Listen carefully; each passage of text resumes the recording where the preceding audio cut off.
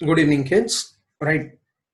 Let us start now again with our next lecture or a continuation lecture of sexual reproduction in flowering plants. Okay. Till now, we are done with pollination, adaptations for pollination. Okay. That is for biotic and abiotic agents. Okay.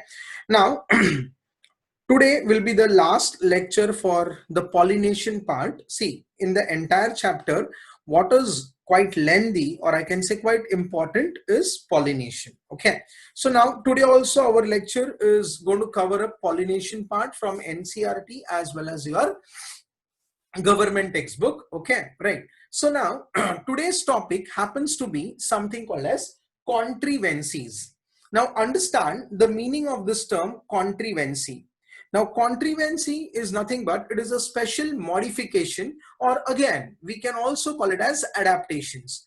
But now here the plant is adapting itself, or it is making modifications in such a way that either self-pollination is done or cross-pollination is done. Okay.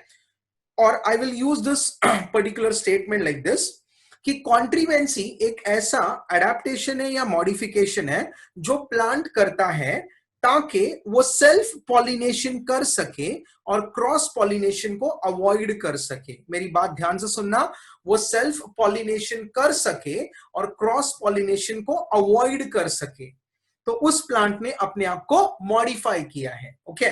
वैसे ही अगर मैं बोलूंगा कॉन्ट्रीवेंसी for cross pollination, तो इसका मतलब है कि उस प्लांट ने अपने आप को मॉडिफाई किया है या ऐसे कुछ डिवाइसेस बनाए हैं जिसके वजह से वो क्रॉस पॉलिनेशन को फेवर करेगा और सेल्फ पॉलिनेशन को अवॉइड करेगा.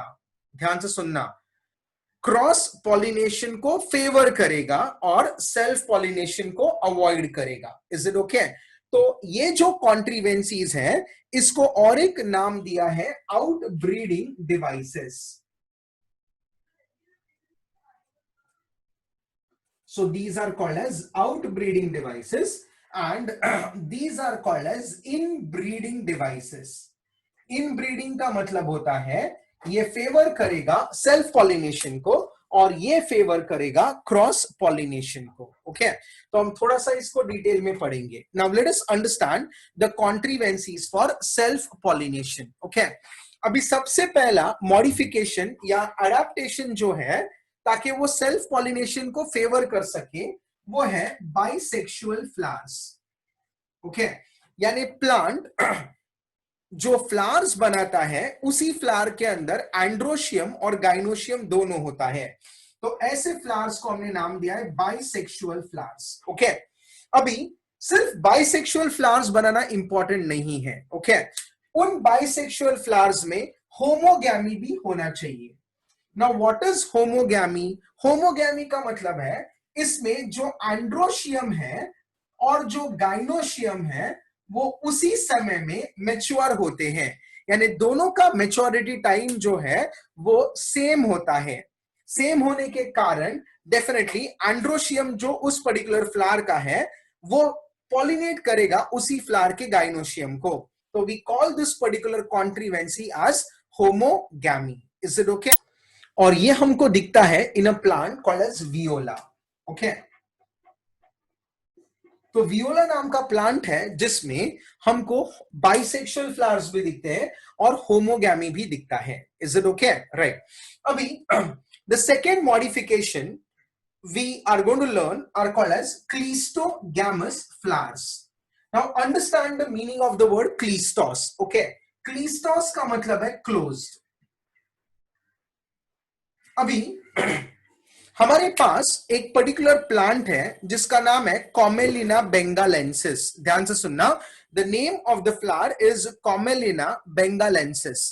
अभी ये जो कॉमेलिना है, राइट, इसमें दो टाइप के फ्लावर्स होते हैं. एक फ्लावर जो है वो अंडरग्राउंड होता है और ये कभी ओपन नहीं होता. अभी जो कभी भी ओपन नहीं होगा, मैं ऐसे बोलूं क्या, उस फ्लावर्स में कंपल्सरीली सेल्फ पॉलिनेशन ही होगा. Okay. And therefore these flowers which are underground are called as cleistogamous flowers. Cleistogamous flowers ensures that there is only self pollination and no cross pollination occurs. Okay, अभी हमने Commelina में और एक type का flower देखा है. Okay, वो है जमीन के ऊपर वाला फ्लावर या एरियल फ्लावर. ओके, अभी ये जो फ्लावर है ये ओपन होता है for exposing the sex organ. Okay, और ऐसे फ्लावर्स को हमने नाम दिया है चैस्मोगैमस फ्लावर्स. तो रिमेंबर, चैस्मोगैमस फ्लावर्स का मतलब है the flowers which will open for exposing the sex organs. इसका मतलब कॉमेलिना ऐसा प्लांट है जो सेल्फ पॉलिनेशन भी करता है and definitely it can also go for cross pollination. Is it okay? Very clear. Cross pollination का फायदा होगा, जेनेटिक वेरिएबिलिटी आएगी. सेल्फ पॉलिनेशन का फायदा होगा कि वो ही जीन्स रिटेन होंगे. Okay, so the flowers which are underground are called as cleistogamous flowers, and the flowers which open for exposing the sex organs are called as chasmogamous flowers. Okay, right. Abhi, of course, the cleistogamous flowers are definitely the flowers which are closed and they will never open. As I told you, in the case of Commelina, there are underground flowers. Even in the case of groundnut, what do you think? Right? Where are the flowers? You can get the fruit. हम लोग जो मूंगफली लेके आते हैं, वो मूंगफली का जो हम जिसको ओपन करते हैं ना, that is actually a fruit. Okay, and inside उसके seeds है. Now just think, अगर fruit उसका अंडरग्राउंड है तो don't you think उसका फ्लावर भी तो अंडरग्राउंड होगा? इसके लिए मूंगफली या ग्राउंडनट का नाम है Arachis hypogea. हाइपो का मतलब है बिलो और जिया का मतलब है अर्थ. तो it is called as Arachis hypogea. Is it okay? Right. तो ये 2 या 3 कॉन्ट्रीवेंसीज हैं, या मैं बोलूंगा इन ब्रीडिंग डिवाइसेस हैं, जिससे प्लांट सेल्फ पॉलिनेशन करता है और क्रॉस पॉलिनेशन को अवॉइड करता है. Is it okay? Viola is an example. Another example which I shared you is your Commelina bengalensis. And the third example which is very common is Arachis hypogea. That is nothing but your groundnut ya singdana. Is it okay? Right. Now, let's talk about outbreeding devices. Okay. जैसे मैंने बोला, outbreeding का basically मतलब है हम cross pollination को favour करेंगे और सेल्फ पॉलिनेशन को अवॉइड करेंगे. ओके, अभी ये करने के लिए या ऐसी कॉन्ट्रीवेंसीज करने के लिए डेफिनेटली वापस प्लांट अपने आप को मॉडिफाई करता है. अभी सबसे पहला जो मॉडिफिकेशन है वो है यूनिसेक्सुअलिटी. यूनिसेक्सुअलिटी का मतलब है एक ही प्लांट के ऊपर आपको मेल फ्लावर्स अलग दिखते हैं और फीमेल फ्लावर्स अलग दिखते हैं. I repeat, the male flowers are different and the female flowers are different. तो ऐसे flowers को हमने नाम दिया है unisexual flowers. Now can I say by making the flowers unisexual we can to a certain extent avoid self pollination. Okay, yeah, of course इसमें गिटनोगैमी होने का संभावना है पर ऑटोगैमी का संभावना ना के बराबर है. जरा प्लीज जो मैंने स्टेटमेंट बोला मैं वापस एक बार बोल रहा हूं. When I say unisexual flowers, 100% autogamy is avoided, but there is a chance of geitonogamy. Is it okay? Very clear. And the best example I can share with you is maize. मैंने शायद बोला था कि जो mail है, mail inflorescence को हम लोग बोलते हैं tassel, जो ऊपर होता है, और जो फीमेल इनफ्लोरेसेंस है उसको बोलते हैं कॉर्न कॉप, जो नीचे होता है. Okay, right. So the flowers are unisexual so that they can avoid autogamy, but there is a chance of geitonogamy. Is it okay, bacha? Right. Now, so this is called as unisexuality or first modification or contrivancy, right, for cross pollination. Is it okay? जिससे cross pollination favor होगा और self pollination avoid होगा. Okay. Now, the next modification or contrivancy is dichogamy. Now understand this. When I use the word dichogamy, dichogamy का मतलब है भले ही flowers bisexual हैं, ध्यान से सुनना. The flowers are bisexual. That means both male and female are present on the same flower. Is it okay? but even though the flowers are bisexual, the maturity period of male and female is totally different. Okay, मैंने शायद पहले वाले lecture में, इसके पहले वाले lecture में Salvia का टर्न पाइप या लिवर मैकेनिज्म सिखाया था, और उसमें बोला था कि साल्विया जो है वो प्रोटैंड्रस कंडीशन बताता है, यानी उसमें एंड्रोशियम पहले मैच्योर होता है, राइट, और गाइनोशियम लेट मैच्योर होता है. एंड्रोशियम पहले मैच्योर होगा, इसका मतलब एंड्रोशियम में से पोलन ग्रेन्स निकलेंगे. जब भी पोलन ग्रेन्स निकलेंगे तभी भी स्टिग्मा अभी तक इमेच्योर कंडीशन में है, तो इसको हम लोग बोलते हैं protandrous condition. Okay kids, right, so we call it as protandry. अभी एक छोटा सा नीट पर्सपेक्टिव या एंट्रेंस पॉइंट ऑफ व्यू से एक मैं आपको एक्सप्लेनेशन देना चाहता हूं. Now let us consider this is salvia ka flower number 1 and this is salvia ka flower number 2. Is it okay? अभी pollen grains यहां से यहां जा रहे हैं. Okay, so pollen grains are migrated from flower number 2 to flower number 1 या salvia number 2 से salvia number 1 में जा रहे हैं. आपके लिए एक सवाल है, डेफिनेटली मैं इसको डिस्कस करूंगा अगले लेक्चर में, बट अब ये सवाल ये है कि साल्विया में pollination younger to older flower होता है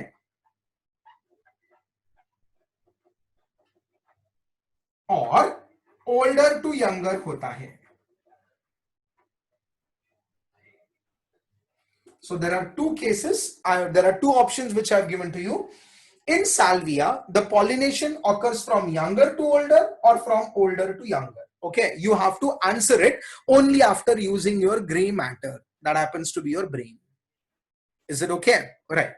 चलो, तो ये दिमाग से आप लोग सॉल्व करना इसको, रादर सॉल्व भी नहीं, आप लोग सोचेंगे तो आपको पता चलेगा, थोड़ा सा यूज करना है ग्रे मैटर.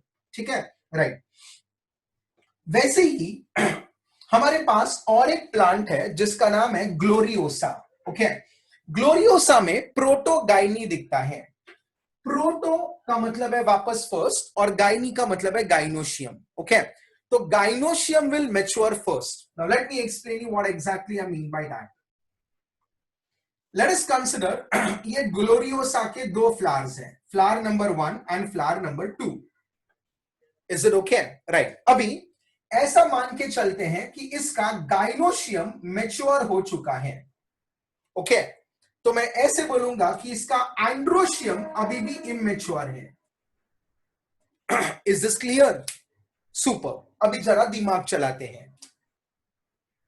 इसका एंड्रोशियम मैच्योर हुआ है, इसका मतलब इसका गाइनोशियम, सुनो ध्यान से, इसका गाइनोशियम ऑलरेडी मैच्योर हो चुका है और अभी, राइट, ओके, वो ओल्ड हो चुका है. तो इसकी फीमेल ओल्ड है और इसका मेल अभी मैच्योर हो चुका है. Getting my point? सुपर. इसका गाइनोशियम मैच्योर्ड है तो इसका एंड्रोशियम अभी भी इमेच्योर है. तो can I now say that the pollen grains will be transferred from anther to the stigma of flower number 2 to flower number 1. अभी इसका अगर गाइनोशियम ओल्ड है और एंड्रोशियम अभी मैच्योर हो रहा है, तो कैन आई से दिस इज ओल्डर फ्लावर. इसका गाइनोशियम मैच्योर है पर एंड्रोशियम अभी भी मैच्योर है, so this is younger flower. तो मैं बोलूंगा कि प्रोटोगाइनी में pollination always occurs from the older flower to the younger flower. I repeat, in gloriosa, which shows protogynous condition, the pollination always occurs from the older flower to the younger flower. Is it okay? And with this, I have also given you indirectly the answer for protandrous condition. Okay, please apply your brains, right? Okay, and you can actually come to that particular conclusion. So isko hum log bolte hain dichogamy, right? That is the maturity period of androecium and gynoecium varies. Okay, protandrous condition and protogynous condition. Okay, now let's come to the next thing which is called as heterostyly. अब सुनिए ध्यान से, हमारे पास एक plant है जिसका नाम है प्रिमरोज.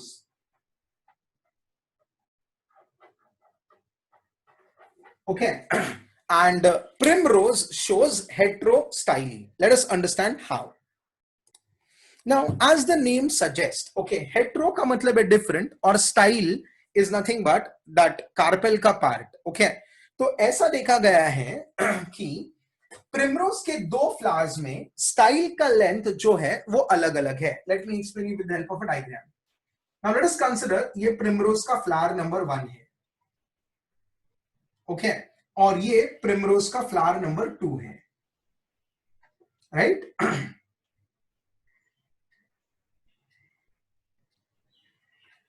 ठीक है. अभी हमने ऐसे डिस्कवर किया कि इसका ये कार्पेल है और इसका ये स्टाइल है. ध्यान से देखिए, this is ovary, this is style and this is stick. हाँ, okay.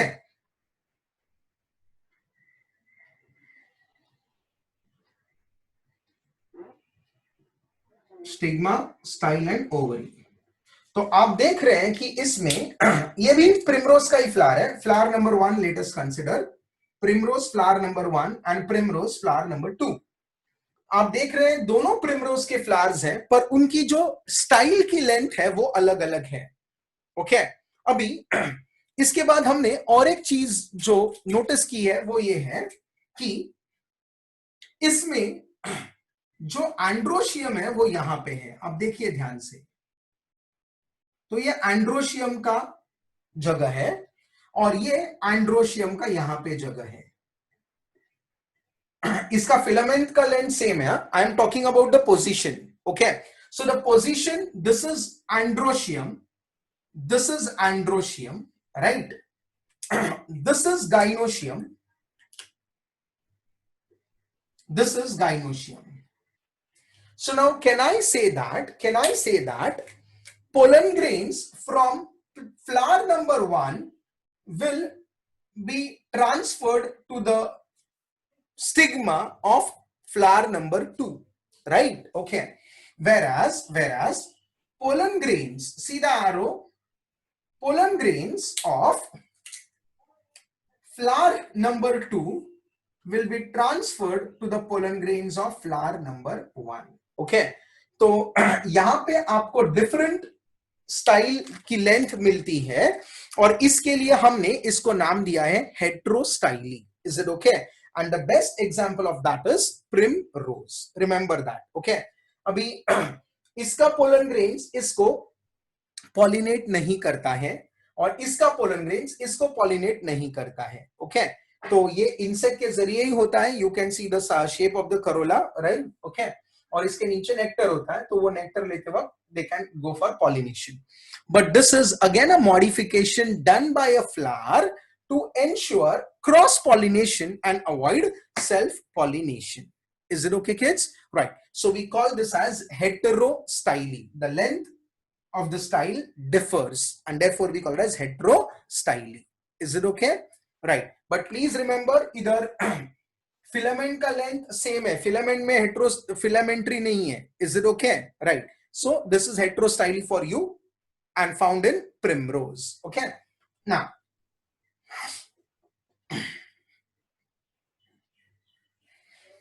the next is hercogamy.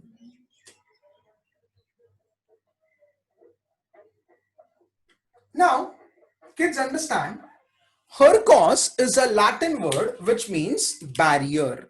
Okay, I repeat, hercos is nothing but barrier. So let us understand what is hercogamy. Now, in the case of a plant called as pansy, okay, in pansy we can see this hercogamy. We have seen that there is basically a physical barrier between the androecium and gynoecium, and also in the case of calotropis. Now calotropis में actually ऐसा physical barrier नहीं होता है, पर हमने ऐसे देखा है कि calotropis में, right, the stigma is placed at a higher level, and let us consider this is the stigma, right? Okay, and here is the androecium which is at a very lower level. तो इधर पे वो androecium होता है और इधर जो है वो स्टिग्मा है। ओके, तो ऐसा बोलते हैं कि ये इतना दूर है, तो ये एक फिजिकल बैरियर आ गया है। Distance is the barrier and that will avoid self pollination and will favor cross pollination. Okay, in pansy we have seen a small membrane covering the gynoecium, so we call this particular contrivancy as hercogamy. Is it okay? Right, now let's consider the next outbreeding device, which is very important and quite interesting. It is called as self incompatibility or self sterility. now इसको समझते हैं, सुनिए। अभी हम लोगों ने ऐसे देखा है कि ऑर्किड्स में, स्पेशली वाल ऑर्किड्स और वेनिला ऑर्किड्स,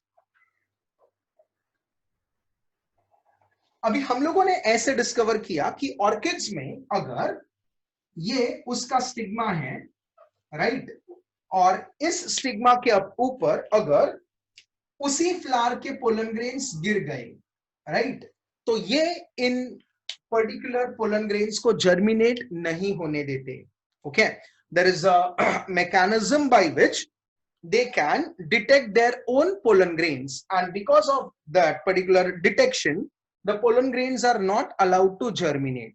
Rather कुछ orchids में तो ऐसे होता है कि the moment the pollen grains are deposited on the stigma of the same flower, the flower withers away, यानी वो flower मुरझा जाता है, या मैं ऐसे बोलूंगा कि वो flower अपने आप को मार डालता है। Is it okay? So this is called as self sterility or self incompatibility. Now, can I say this is a modification done by the flower to ensure cross-pollination and avoid self-pollination? Is it okay? So again, this is an outbreeding device, or we can use the word contrivancy. Okay. Now there is one more contrivancy. Okay. It is called as prepotency. Prepotency का मतलब है, हम लोगों ने ऐसे देखा है कि बहुत सारे फ्लावर्स का जो पोलन ग्रेन है वो दूसरे फ्लावर के ऊपर अच्छी तरह से जर्मिनेट होता है एज कंपेयर टू खुद के फ्लावर के ऊपर। ध्यान से सुनना मैं क्या बोल रहा हूं। लेट अस कंसीडर दो फ्लावर्स है, flower 1 and flower 2 of the same species of course, right. Okay, तो अगर मैं फ्लावर 1 का पोलन ग्रेन उठा के फ्लावर 2 के ऊपर अगर डालता हूं तो फ्लावर 2 के ऊपर उसका जर्मिनेशन बहुत अच्छे से होता है as compare to flower number 1। We call this as prepotency, okay, which helps in favoring cross-pollination and avoiding self-pollination. Is it okay? Right. So these are the contrivancies for self and cross-pollination. In short, inbreeding and outbreeding devices. Now, the next and the quite interesting topic which we are going to learn is pollen-pistil interaction. Now, please remember, stigma is also a part of carpel, which is nothing but pistil. Okay, right. So what exactly is pollen-pistil interaction? Listen, when pollen grains are deposited on the stigma, okay, right, there is a chemical interaction between the pollen grains and the stigma surface. I repeat, there is chemical interaction between pollen grains and the surface of stigma. Okay, now we all know that pollen grains are haploid. Now whenever we use the word haploid, you need to know that we are talking about a gametophyte, and when I talk about stigma, stigma is diploid, which is nothing but sporophyte. So I will say that here there is an interaction between a gametophyte, rather a male gametophyte, and a diploid sporophyte, which is nothing but stigma. Okay, now listen.